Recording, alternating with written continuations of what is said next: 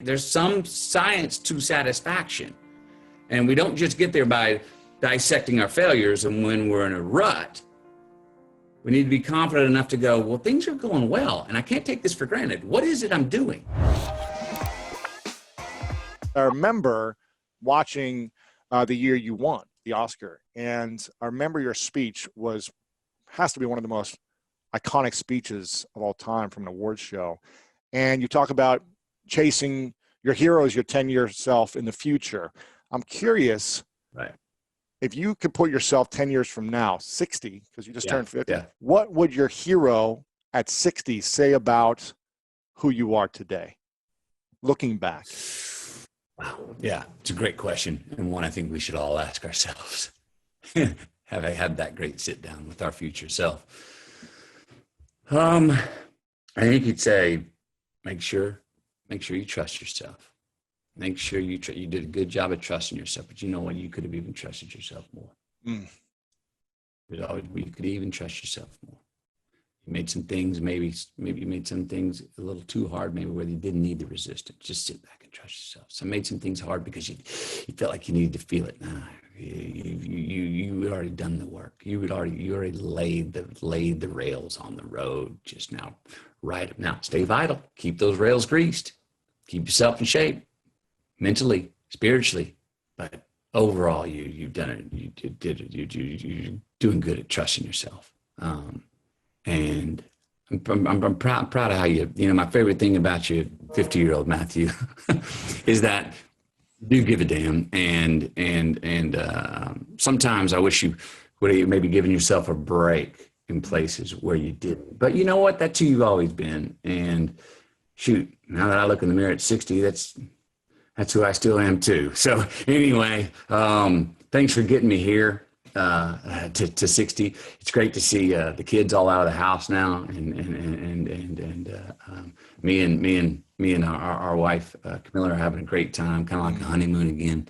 The kids are out of the house and we've got a new season in life. And you did a good job being a parent. You were a good father. Wow. And that was the thing, you know, you always wanted to be. It's the thing we've always known that we wanted to be. The only thing we ever knew we wanted to be.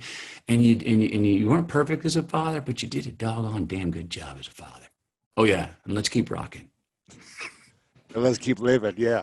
Yeah. That's a beautiful reflection of your future hero. I just haven't had one of those before. I had till just now. I haven't really thought about it that way. And thank you for asking that question. Of course. That's beautiful. I'm curious. You mentioned, I want to ask about your dad here in a second and the impact he's made on you and the biggest lessons, but you've talked about your wife many times. What do you admire about your wife the most? I admire how instinctually, without any intellectual mathematics at all, no matter what she's doing, no matter what job she's on, no matter what she's handling, if something comes up to help me or the kids or the family out, she so elegantly sets what she's doing down and comes and handles that and helps puts family first like that. And she does it in such a graceful way. Look, hence why she's got 163,000 emails. You know what I mean? She's able to do that over there. Me, I would be like, yeah, I'll be right there. Let me finish this up. You know what I mean? She's able to just go, nope, I know what really, really, really matters. This is all stuff that I should do, but this is not of the greatest import.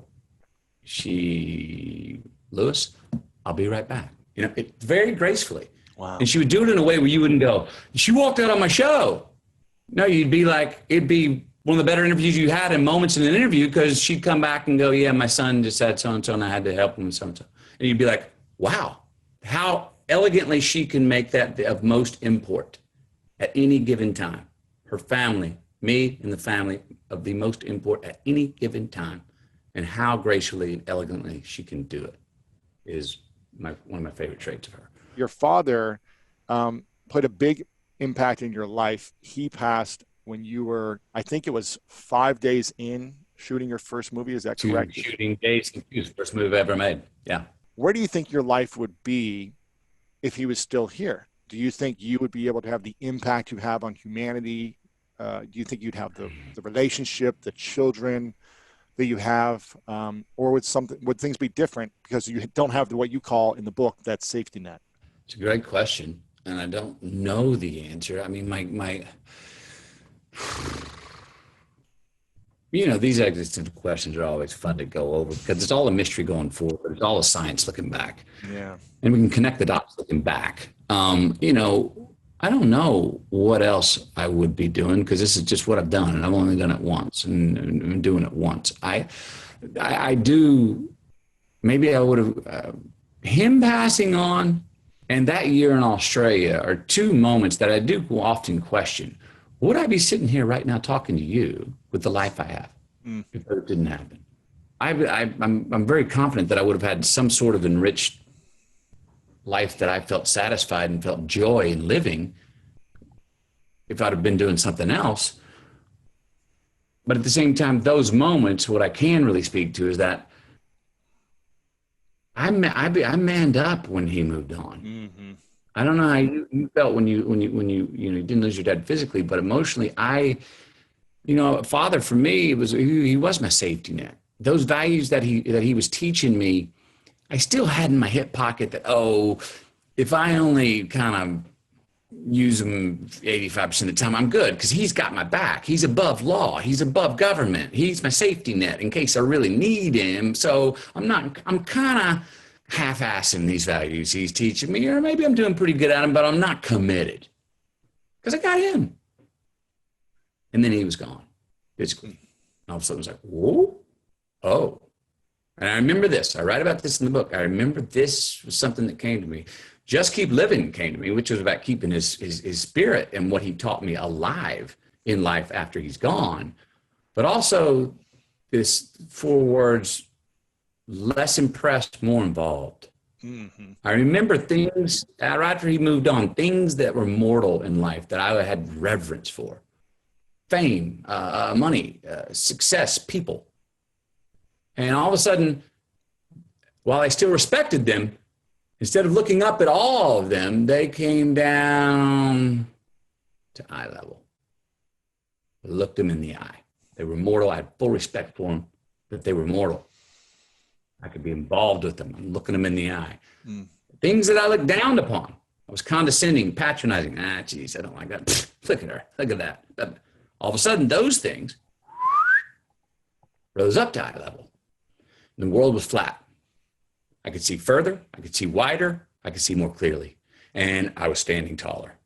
And my head was higher. My heart was higher. And I was like, it's time to man up and become a man, McConaughey. And this is how you need to see the world. You need to have the courage to follow through. And that does not mean, that is always not the most popular decisions. Quit half-assing yourself. Quit doing things just to get along or if you disagree with it. We're not going to be that guy who makes the joke at the party that makes more people laugh, but everyone walks away disrespecting you more. It was the beginning of understanding what are the choices you make? Again, the compounding assets the choices we make, compounding assets for our future. How do we be more true and kind to our future selves? How do we start making some more choices, make choices that by hook or by crook, they're going to be brave, courageous choices that you can look in the mirror if it works and go, yep, I'm responsible. And if they don't work, you can go, yep, that's on me. Quit living in limbo, straddling a fence here or there. Be smart. Don't be foolish. Don't dive in. Courage to take more risks. Courage to get uncomfortable with that fame and be able to go, the world needs you here right now. The studio wants you to pick out a picture. You're as hot as can be, but I don't care. I got to check out and go spend some time with me to figure out this. The courage to do those things. I don't know if I'd have done those things. I had the courage to do them. Because maybe I would have still been stuck in, no, I'm so happy to be here. I'm so impressed to be here. I'm so thankful I have these options and these possibilities for success. Thank you. Well, if you're so impressed with something in your life, even our relationships, you can't really be involved in them. If you're overly impressed with me or I'm overly impressed with you, you and I can't even have a real conversation. Right. Because one of us is holding the other on a pedestal. Look at our relationships. Right. Our girlfriends, our wives, our friends. If we hold them up on a pedestal, it's unfair. We don't really have a relationship with them. We've got them in this immortal bubble of being a superhuman or a superwoman. It's not fair to them. And then what happens in the reflection of their eyes?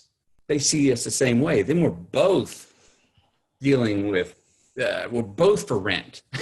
we're both not leveling. We're both too impressed with each other to actually be involved. It sounds like you learned a lot from his passing, and you grew a lot, and you held true to that courage that you're talking about, which I think has made you the man you are. I've tried to. I mean, it's a constant, as you know, it's constant in process work. Yeah. I've evolved my questions and eliminated a lot of things in my life that did not feed me, did not turn on my true self. I've tried to eliminate those and keep more things in front of me that are things that will feed me and feed my best wolf, since we got two wolves in us. Yeah, we do. I love that story. I love that story. What do you think of the 5 things we should all eliminate to live a better life? First, get rid of, we got to quit hanging out with those people that sort of only turn on our most banal selves. Sometimes they're the easiest people to go to because they're the life of the party. I've been that guy before. Like I said, the life of the party. Tell the joke that's about someone that's not in the group. It's on them. We all snicker, and it's great. You got the biggest laugh, McConaughey, but everyone walks away going, I don't respect him as much. Yeah. So again, one of those long-term choices. Think about long money, not short money. Long money. Places. Hey man, geez, why do I have a nasty hangover every time I go to that bar? I don't know. Is it the drink? Is it the people? Is it whatever it is? I don't. Every time I wake up the next morning after going to that bar or that place, I feel, well, eliminate that. Quit trying to make that place work. We got to eliminate this habit we all have in society right now, which is I raise me up if I put you down. It's false. It does not have a return. There's no ROI in that. It appears to be. It goes back to that, what do we tell millennials about everyone living online and social media with comments? There's this false sort of impetus that, oh, I'm taller, I win if I make sure you lose. That's not winning. You know, there's room for us both to win a blue ribbon, but we may do something different. And to covet or be jealous of your success, and if I don't like you and I can lose, man, I want to see that guy ball. That's you're giving yourself a disease to think, oh, that's going to raise me up. So again, it's short money. It's short money. Yes. It may be even counterfeit. You know? There's a few things. You know, we've had this tendency to we put our finger and point out disease before we point out health. We rubberneck at the car wreck on the other side. Love to see a wreck. Wow. You know what I mean? Dissect. Here we go. We love to dissect problems. Well, start dissecting success. Start looking and deconstructing your life, your choices, those people you're hanging around with, those places. When things are going well, when you're like, I feel like I finally caught a groove here. Well, go put the pen to paper or look down or start dissecting. What am I doing?